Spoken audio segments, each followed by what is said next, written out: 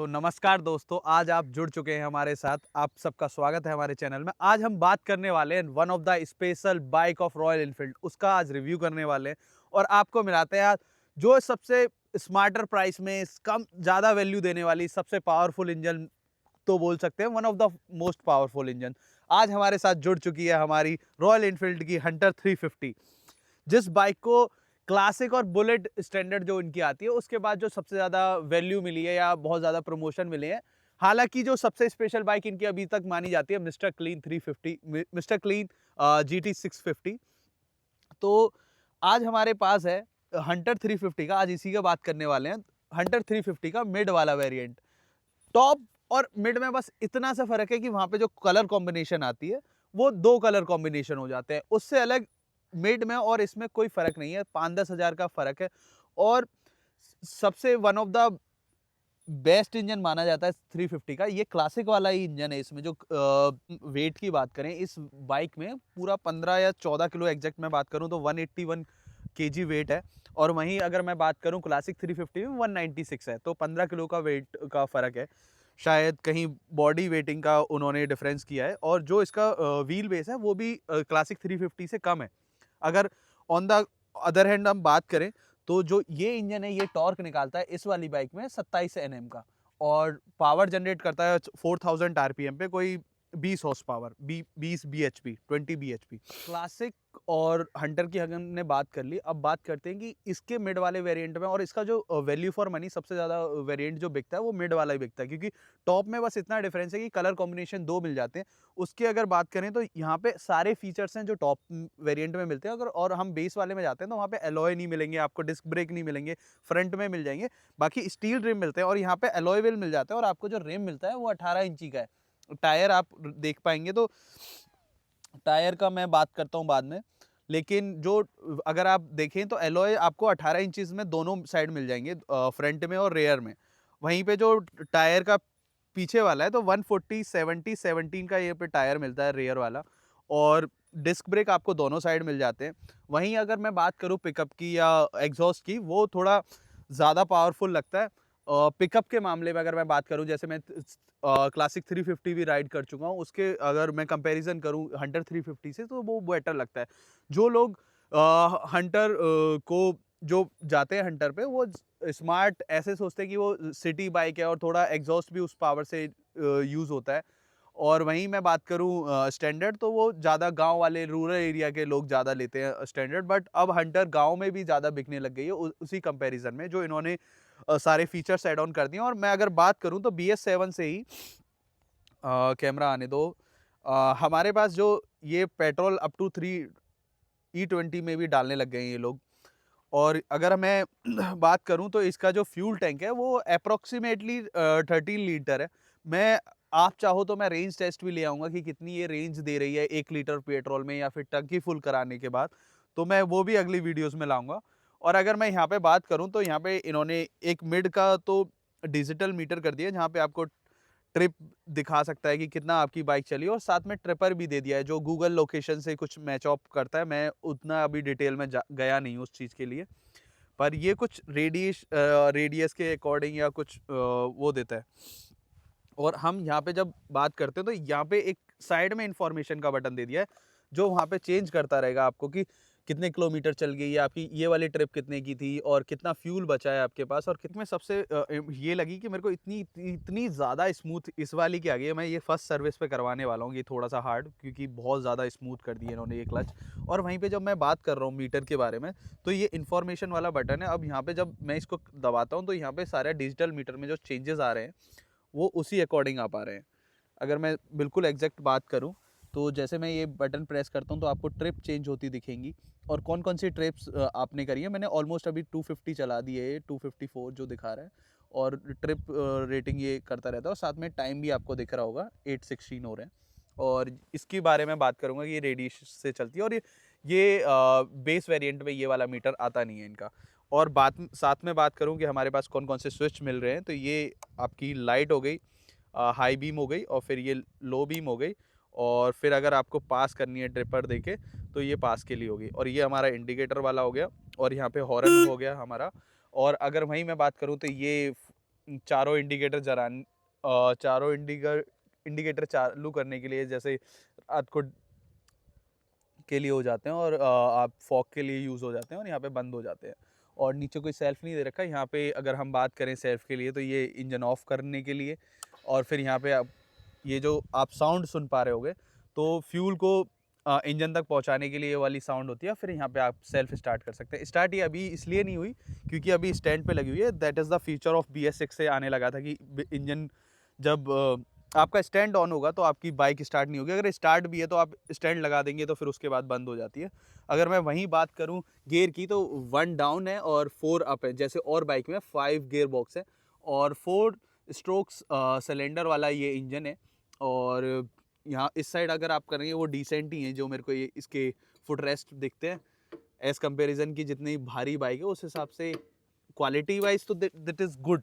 पर वहीं मैं दूसरी और बात करूं तो इधर साइड हमारा ब्रेक आ जाता है और ब्रेक पेडल इज लाइक थोड़ा सा मेरे को डाउन लगता है कि यार ये चीज़ें थोड़ी सी रॉयल एनफील्ड सुधार ले। बाकी ऑयल ब्रेक आपको मिल जाते हैं। और अगर हम और बात करें वहाँ पे एग्जॉस्ट, जो इनका एग्जॉस्ट कर दिया वो बहुत छोटा कर दिया। और बाकी चीज़ें देखी जाएँ तो पूरा ही ब्लैक कर दिया है। कहीं ये छोटी छोटी चीज़ें अगर कराई जाए तो कोशिश ये वाला सबसे ज़्यादा बिकने वाला कलर था और जो मेरे को सबसे ज़्यादा पसंद आया था। मैं फोकसली मेरी जितनी भी आने वाली मेरी गाड़ी भी है वो भी मैं ब्लैक में ही ले रहा हूँ। अभी मैंने जो बाइक ली थी रोस्टर वो भी ब्लैक, और ये यहाँ पे हंटर 350 भी आपको ब्लैक में ही दिखेगी। और अगर हम बात करें जो यहाँ पे हेडलाइट दी गई है वो इन्होंने हेलोजन से ये सारी बाइक्स को LED पे ले आए हैं। तो एक और फीचर्स ये इन्होंने कर दिया, मैं इंडिकेटर बंद कर देता हूँ। मोस्ट इंपॉर्टेंट थिंग मेरे को एक चीज़ लगती है यार, ये चेन कवर दे दें जैसे और स्प्लेंडर या और छोटी बाइक्स में देता है तो चेन कवर, क्योंकि जो इनका ये चेन है ये बहुत चेन सेट बहुत जल्दी घिसेगा, बारिश में बहुत दिक्कतें आएंगी। और रॉयल एनफील्ड की जितनी भी एसेसरीज हैं वो बहुत महंगी आती हैं। अगर हम वहीं बात करें इनकी एसेसरीज ये तक नहीं मिलता है इनके साथ में बाइक के, ये भी हमें खुद से लगवाना पड़ता है क्योंकि कोई लेडीज़ है या कोई दुपट्टा उनका फंस जाए तो उसके लिए भी सेफ्टी के लिए। अगर वहीं बात करूँ मैं डबल स्टैंड, लेग गार्ड हो गया, ये सारी एसेसरीज आपको साथ में एड ऑन करके खरीदनी पड़ती है। और आपको पता है कि रॉयल एनफील्ड की जितनी भी एसेसरीज है बहुत ज़्यादा महंगी है, बहुत ज़्यादा। और जैसे ओला की मैं बात करूं वो भी सारी एसेसरीज एक्स्ट्रा में बेचते हैं। मैंने अभी उसका भी डबल स्टैंड और लेग गार्ड लेना है। और उसी वे में अगर मैं हंटर की बात करूं भाई ये भी सारी एसेसरीज अलग से बेचते हैं। और अभी अभी नंबर प्लेट आई नहीं है हमारे पास। और ये जो मेन पॉइंट है ना, ये इन्होंने उतना हार्ड दिया है बट क्वालिटी वाइज देखा जाए तो ये भाई अच्छा है। लेकिन मेरे को लगता है कि जिस हिसाब से टायर की हमारी विड्थ है वो मिट्टी ऊपर तक फेंकने के चांसेस हैं, पर बाइक इज़ गुड। वहीं हम मिरर की बात करें तो ये रॉयल एनफील्ड के सारे मिरर सेम ही हैं। कुछ लोग यहाँ पे मॉडिफिकेशन करवा के यहाँ पे करवा लेते हैं, बहुत सारी मॉडिफिकेशन अब भी हो सकती है इस बाइक में। पर जो अगली वीडियोस हमारी आएंगी वो रेंज टेस्ट की मैं डाल दूंगा। अगर आप जितनी भी कमेंट करें और मेरे को बता सकते हैं कि भाई और वीडियोस मैं किस टॉपिक पे बना दूं, क्या क्या चीज़ मैं बात कर सकता हूं। मेरे को थोड़े से इसके सस्पेंशन में, अभी जितनी भी मैंने बाइक चलाई है थोड़ा सस्पेंशन में था कि यार थोड़ी सी है दिक्कत, वो सस्पेंशन और बेटर हो सकते थे जिस हिसाब से इसका वेट है, जितनी इसकी वो अगर हम बात करें जिस हिसाब से मैं लॉन्ग रूट पे भाई पिकअप के बाद ये 100-105 इतनी ज़बरदस्त चलती है उस स्पीड मेंटेन करने पे। मैं वो भी अभी दिखा दूंगा आपको नेक्स्ट में कि कितनी स्पीड पे ये 50, 40, 60 कितनी सेकंड्स में कितना टाइम लेती है, जिस हिसाब से मेरे को पिकअप लगा है। बहुत शानदार पिकअप है। पिकअप में तो भाई कोई कमी नहीं छोड़ी है रॉयल एनफील्ड ने इस वाली बाइक में। और जिस शेप में बनाई है सिटी बाइक की तरह ये बनाई गई है बाइक। और रेट्स की बात मैं करूं भाई स्टैंडर्ड के एग्जैक्ट रेट में आती है, जितने में स्टैंडर्ड आती है आपकी स्टैंडर्ड जो फेमस है बुलेट रॉयल एनफील्ड, जो आधे लोग जितने भी लोग जानते हैं वो बुलेट के नाम से ही जानते हैं रॉयल एनफील्ड को, तो वो स्टैंडर्ड के रेट में इन्होंने निकाली है। और ये क्लासिक 350 से कोई 30-40 हज़ार सस्ती है अगर मैं टॉप वाले वेरिएंट्स के बारे में बात करूं तो, क्योंकि उसमें भी अब शायद वो 250-255 की आ रही है क्लासिक 350। वहीं पे ये मेरे को अंडर 2 लाख ही मिली है। ये फ्यूल जाने वाली आवाज़ है जो अभी आपने सुनी। अब मैं स्टार्ट करके बताता हूँ कि एग्जॉस्ट में जो आवाज़ आने वाली है इसमें।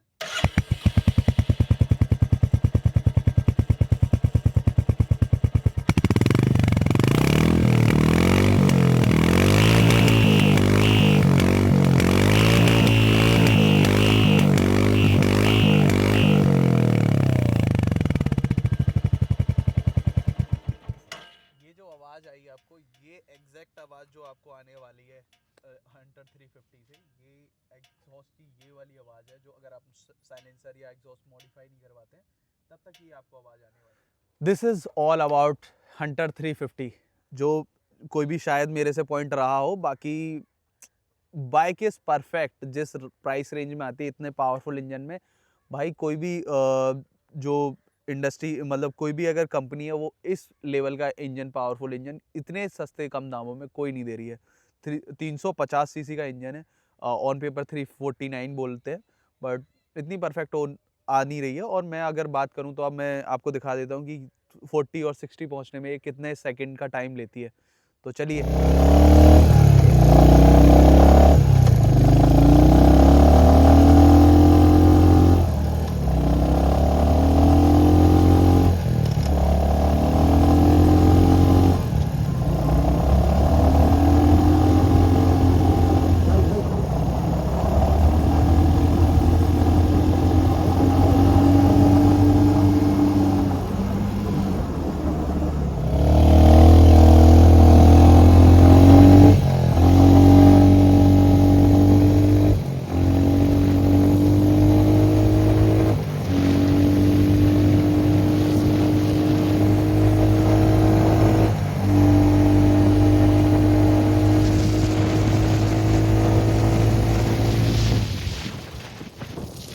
तो हाँ जी दोस्तों, अब हमने जो इसका स्पीड टेस्ट किया था भाई, पिकअप इसका 4 सेकंड में 40 आराम से पहुंच जाती है। और शायद मिनिमम हमें उतना टाइम लगा हो या हमने उतना स्पीड से नहीं किया हो, बट 4 सेकंड लगती है 40 पहुंचने में और 7 सेकंड लगती है इसे 60 पहुंचने में। तो भाई पिकअप के मामले में तो इस बाइक के ऊपर पहुँच नहीं सकता है जो और बाकी क्लासिक 350 हो गई या बुलेट 350 हो गई या GT है एक बाइक जो स्पीड के साथ साथ उसका इंजन भी बहुत पावरफुल है। पर इस वाले इंजन के साथ जो भी वेरिएंट आते हैं रॉयल एनफील्ड के, उसमें ये सबसे ज़्यादा पिकअप हाई है इस बाइक का, और कोई कमी मेरे को लगी नहीं। और भाई सस्पेंशन थोड़े से और बेटर हो जाते तो परफेक्ट बाइक है, परफेक्ट कॉम्बिनेशन है। पर इतने प्राइस रेंज में इससे बेटर बाइक मेरे को कोई अभी आज तक डेट में लगी नहीं। और आने वाली वीडियोज़ में आप कमेंट कर सकते हो कि क्या क्या मैं आने वाले क्या क्या चीज़ों के लिए रिव्यू ला सकता हूँ। रोड पे शूट करने का सबसे मेन इशू मेरे को यही लगता है कि कोई ना कोई बीच में डिस्टर्बेंस आता रहता है। आई होप कि मेरी आवाज़ सारी अच्छे से क्लियर हो और आप अपने सारे रिव्यूज़, आपका क्या पॉइंट ऑफ व्यू है, क्या कंसर्न है, क्या मैंने कमियां छोड़ी हैं, क्या मेरे को और इंक्लूड कर लेना चाहिए था, वो सब आप बता सकते हो।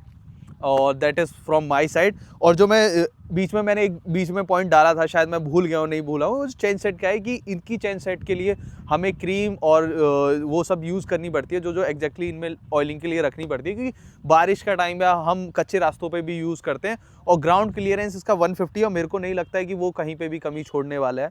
और बाकी that's all from my side. Thank you so much for watching till now. और प्यार बनाए रखें, आगे भी ऐसी वीडियोस आती रहेंगी, तो सब्सक्राइब करना ज़रूर करें, सब्सक्राइब करना बिल्कुल ना भूलें।